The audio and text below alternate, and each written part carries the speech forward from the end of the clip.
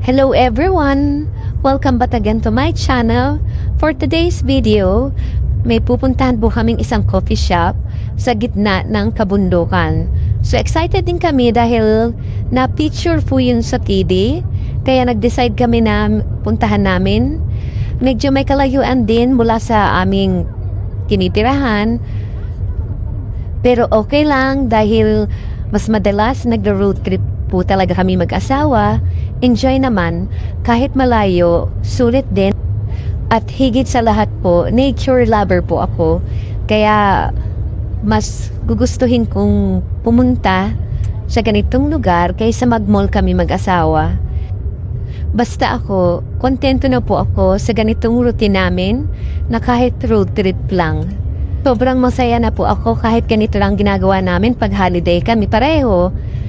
Kontento na po talaga ako niyan. So next time po ulit guys. Thank you for watching. Bye!